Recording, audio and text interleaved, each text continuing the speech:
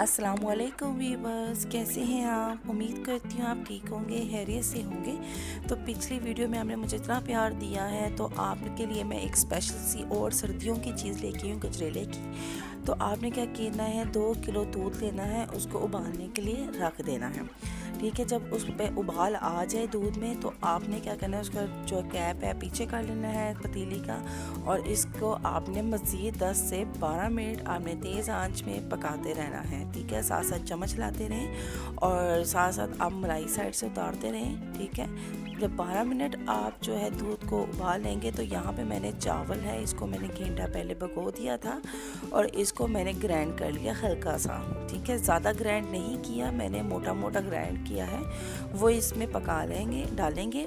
ठीक है, और इसको भी हम 12 से 15 मिनट मज़ीद पकाएंगे। जब ये पक जाए, चावल थोड़े से मोटे मोटे हो जाए, यानी थोड़े से बॉयल फूलना शुरू हो जाए, तो आपने इसमें गाजरें डाल देनी है। ठीक है, गाजरें मैंने यहाँ पे 4 मोटी मोटी गाजरें थी, वो मैंने 4 कद्दूकश कर ली हैं।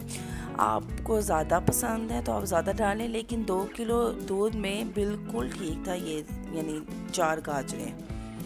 ठीक है, यहाँ पे मैंने 4 गाजरें ऐड कर लिया और यहाँ पे मैंने जो फ्लेम है बिल्कुल मीडियम रख दिया, ना ज़्यादा तेज़ ना ज़्यादा हल्का, मीडियम आंच में आपने इसको पकाने के लिए रख देना आधा घंटा। ये कम से कम आधा घंटा जो है आपका दूध पकता रहेगा। और यहाँ से देखिए मेरी क्वांटिटी दूध की कितनी कम हो गई है, और साथ साथ आपने चमचा भी दरमियान में हिलाते रहना है।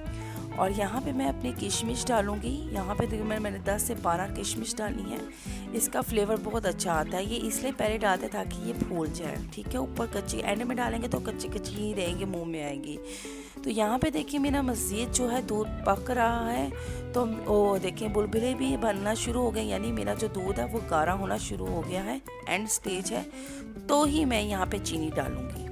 ठीक है, चीनी मैंने 1 कप ली है। अगर आप ज़्यादा चीनी पसंद करते हैं, वो आपने अपने टेस्ट के मुताबिक ज़्यादा करना है, कम या ज़्यादा आपने अपने मुताबिक रखना है। और यहाँ पर चीनी डालने के बाद आपने चम्मच हिलाते रहना, क्योंकि चीनी के बाद जो है दूध नीचे लगना शुरू हो जाता है।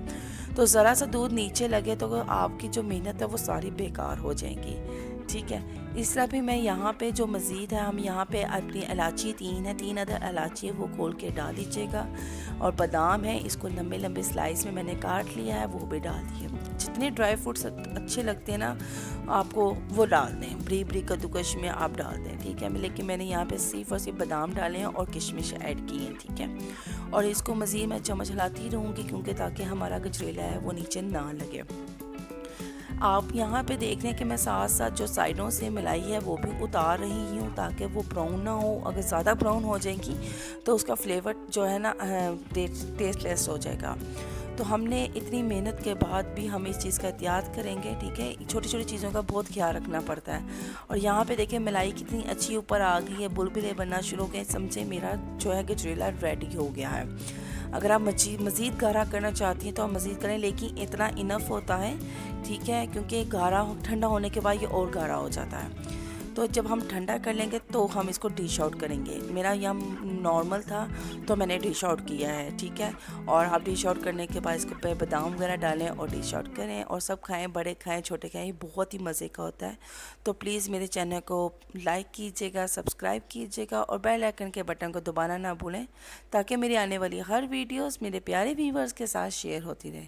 नेक्स्ट वीडियो तक के लिए आपसे इजाज़त चाहूँगी। अल्लाह हाफिज़।